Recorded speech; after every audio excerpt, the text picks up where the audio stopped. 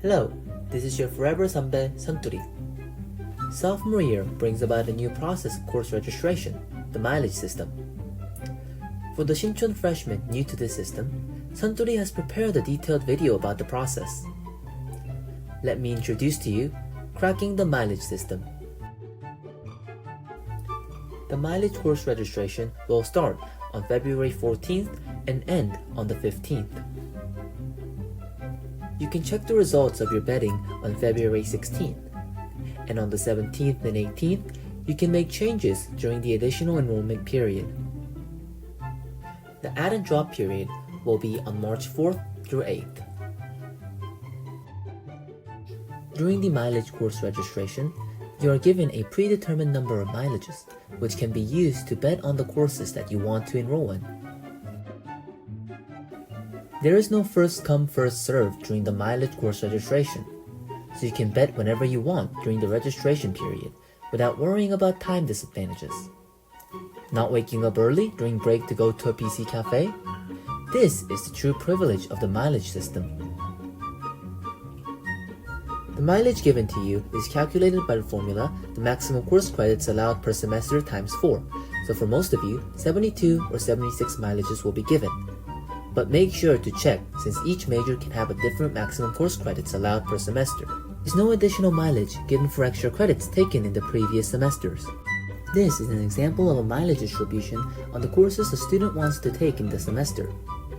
In order to be in contention for enrollment, you need to allocate at least 1 mileage to the course.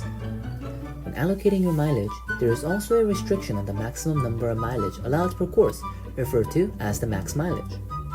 This is usually 36 mileages, but there are some courses that set the maximum lower, so make sure to check before allocating your mileage. There is also a restriction on using 36 mileages on more than 2 courses, meaning you must plan out your bets carefully. Before jumping to the betting, you can improve your odds by analyzing the previous mileage results to get a better idea of how much to allocate for the course. In order to view the previous mileage course registration results, we must navigate to the course catalog located at the YONSEI portal. After selecting the previous year and semester, there will be an orange arrow next to the course number which will show the previous betting results for that course number. Make sure to check that the professor teaching the course is the same professor in the previous semesters, as the same course number can have different professors teaching it. When looking at the previous mileage results, you can see at the top the class quota and total participants in the betting. Using these numbers, you can estimate your odds for the current semester. You can also check if there is a major quota or quota for each grade in the course next to the total participants in the betting. This quota is important because having even one of these can drastically change the competition rate. There is also the max mileage for the course listed in this table. Remember that the max mileage can be different for each class as previously mentioned. Now, let's analyze a hypothetical course that you want to enroll in. Let us first check the major quota and grade quota of this course. This course has a major quota but does not have a quota by grade.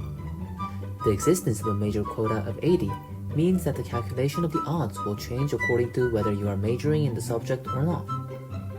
The class has a total quota of 100 with 151 participants, making the odds 1 to 1.51.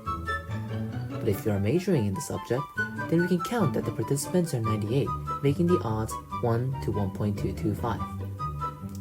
Since there are 53 non-major participants, the odds for non-major students will be 1 to 2.65. Now, if you want to find the previous mileage cut for a class, you need to take into consideration your grade and major to find the cutoff point for successful enrollment. Since this example shows the course has a mileage cut of 3 for people majoring in the course subject, we can estimate that putting 1 to 2 more mileages above the mileage cut will result in a successful enrollment. However, if you are not majoring in the subject, then the mileage cut is 32, meaning you need to allocate 33 to 34 mileage points.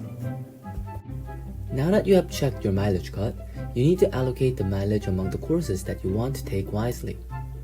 While putting more mileages is the surest way to successfully enroll into a class, there is a limit to the total mileage points given, so it is impossible to put high mileage points for all the classes. Therefore, knowing your place in the priority standing will make sure you allocate enough mileage points for your classes.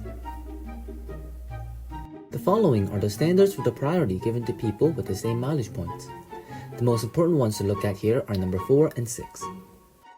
4 shows that priority is given to students who have a greater number of courses that were applied for enrollment.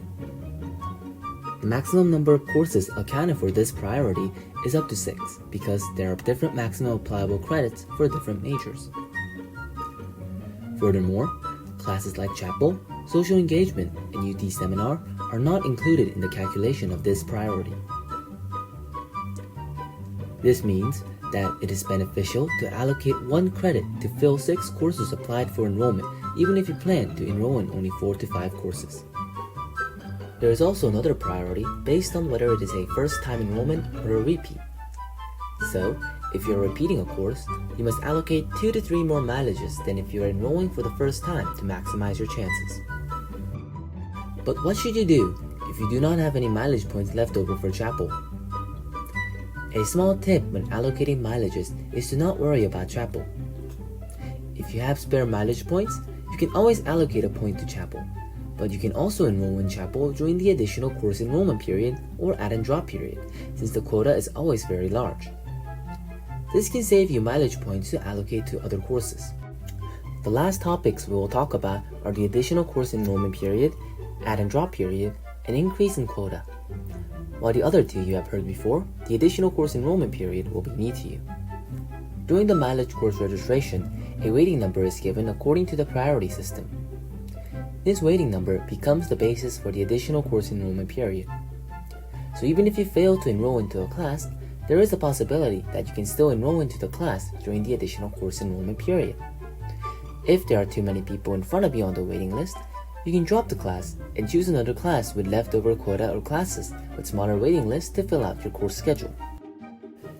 You have already experienced the add and drop period as well as the increase in quota during the course registration period in your freshman year. However, it is important to note that during the add and drop period, all waiting numbers are reset. The remaining class quota during the add and drop period will be available on a first-come, first-served basis.